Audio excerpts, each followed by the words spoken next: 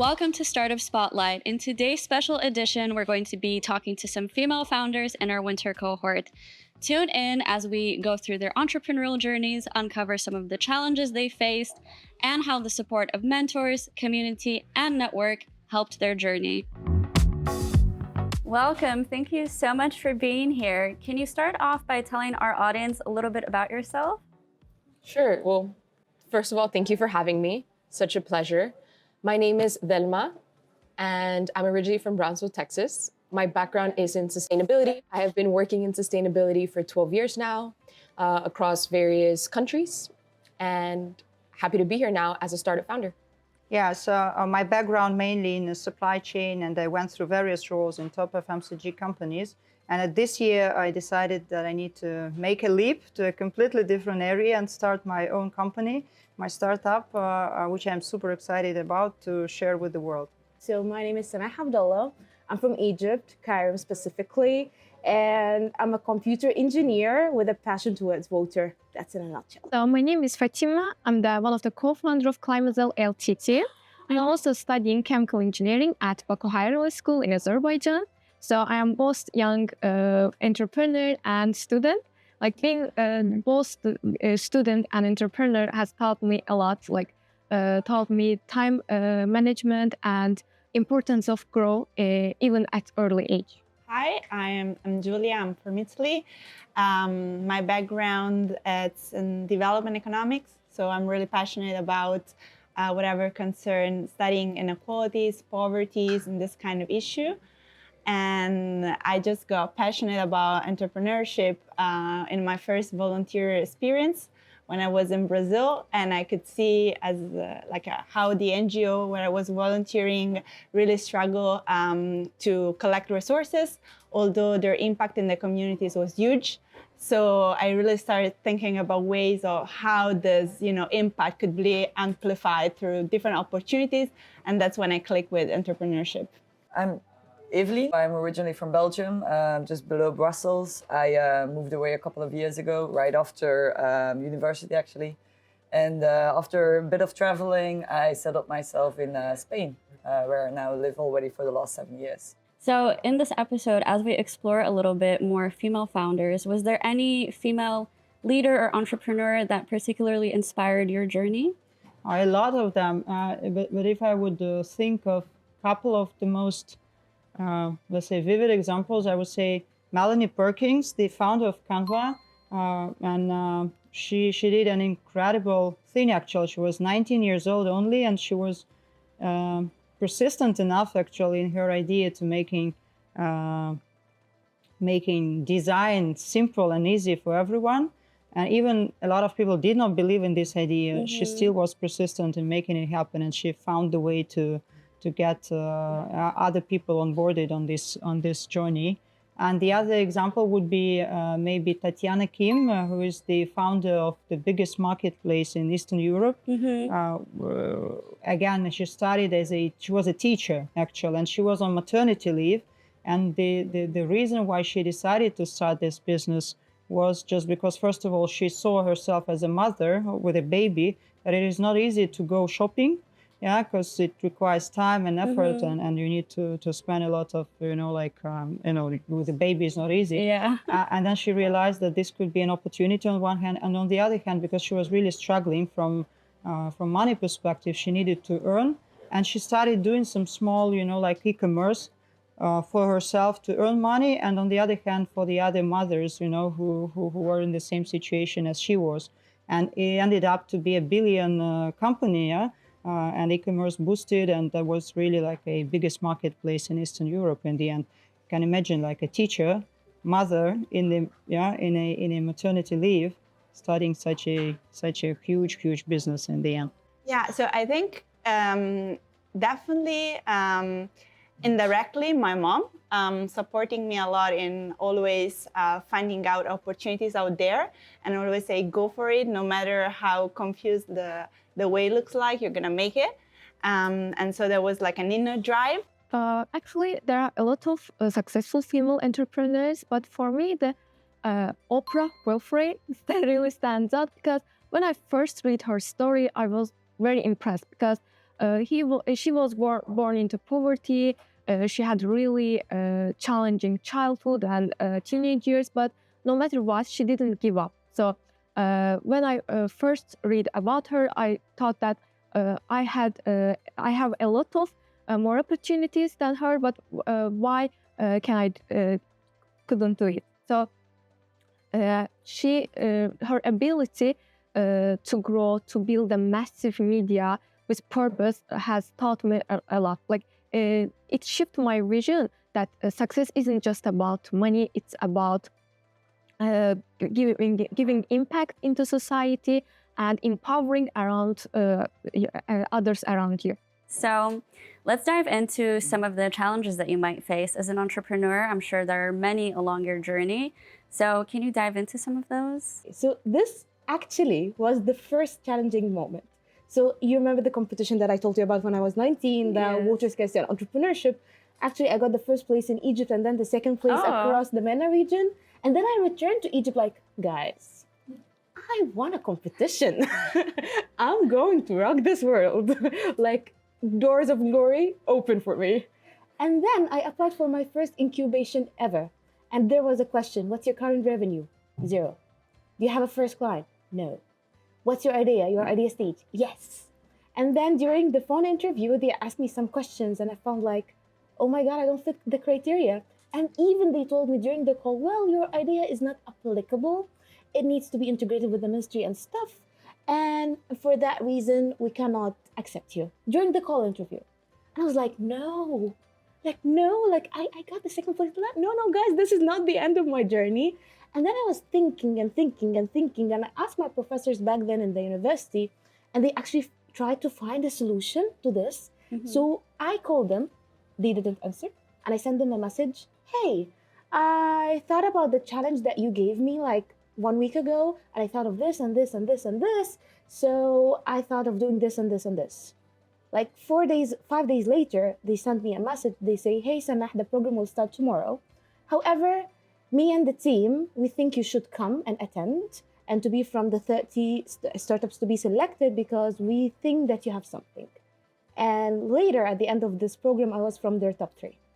Wow, that's awesome. So yeah, so don't let the no's push you, but understand why the no and try to find an answer. So that was actually the first challenge. And by this mindset, I kept going and discovering the why of the rejections. That helped me have the wins as well. I love that. I think you said it perfectly. Entrepreneurs always find a way, especially if there's a will. It's so great to hear that you managed, and congrats on the success. Thank you. Yeah, for sure. So there's you can go to university and everything, but there's no real clause, or at least I didn't follow that one, like how to start. So in the beginning, I was thinking directly investors, but I don't have customer validation and things like that. So previous year, I got the tip of one of my best friends that also lives in Barcelona to do the Accelerator with Founders Institute. Mm-hmm. And I think, as the name says itself, it's the Institute for Founders. So they really, like, the steps that they showed me of like what to do first really helped me to where to start at least, and also build my network. I think that is very key. Eventually, I found my co-founder through a mentor that says, speak to that person, and then the ball gets rolling. Any challenges? More like a lot of challenges. I think being an entrepreneur is about embracing the challenges. And I think if I had to point out one of the biggest challenges that we're currently facing is finding our perfect communication style. And perhaps perfection cannot be achieved. Perhaps it's an ongoing journey. But I think the simple conversation of what is the best way we want to grow this company together is something that we're currently tackling with, and very eager to get to a consensus. Now, because in this episode, we are focusing more on female founders and their amazing success stories, but also some of the challenges that they face, would you be able to elaborate on any challenges that you face that were specifically because you were a female founder? Okay, so I have challenge. I faced like one of like my top challenges was something regarding understanding that because I was passionate about water saving and water, I was focusing on not forcing people to do something I want because for the sake of the planet. But then I realized this is not how it works. I need to be customer centric, and I need to see their jobs to be done. And then my role is to find something that they need to do because they have a pain of this. And then this pain, actually, while doing this, through my solution, they will have an impact. So that was one of my challenges, going here and there around the problem solution fit. And as a female founder, well, the water sector is kind of a male dominant. And not only male dominant, it's also about like, not all, but they criticize the youth, whether it's men or women. So I'm a young female entrepreneur. So I'm not only a female, I'm a young female. So because they take white hair as a sign of experience, and unfortunately I have bangs. So that's not my case. So the thing is, it's about to make them not look at my age, but look at my experience and my words and my mind. So that challenge actually was a good challenge because I had to work on myself, my content, and to actually bring value to the table. And that helped me, like, everyone look with me with respect, that despite your age, you can actually add value to the table. And that was what I tried to do. I think for me personally, it has been a learning curve.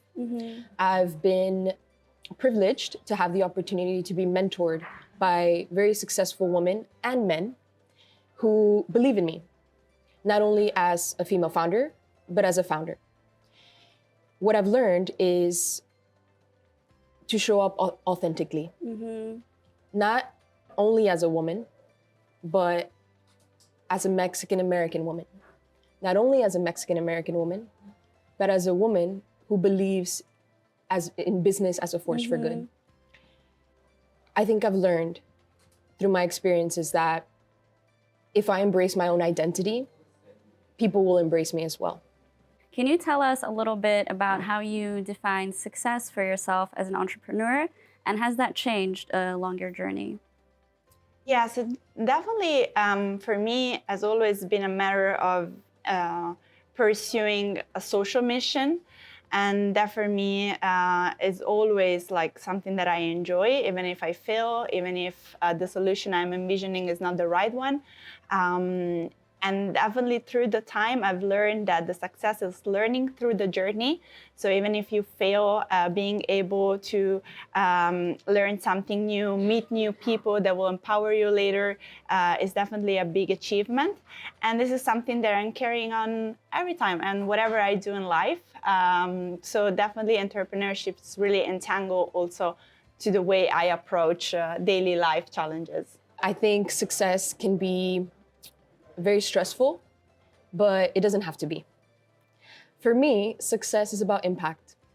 And impact can be something very small, like motivating my team every single day to move forward, or something very big, like finding one of our climate technologies a buyer and helping them create impact through their business. Success for me isn't just about money. Like, it's give innovation and inspire to others, give contribution to the society.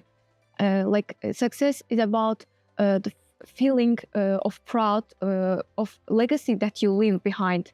So actually, as a woman, I think that it's important to be independent, do not rely on others, and make your own business, make your own money, because like women are more than smart enough to do all the things that other people can't do it. So success is being the independent woman and make your own business, do not afraid take risks, and bring positivity into society. My final question to you is, can you share one piece of advice for our audience that might be listening and would be interested in becoming an entrepreneur?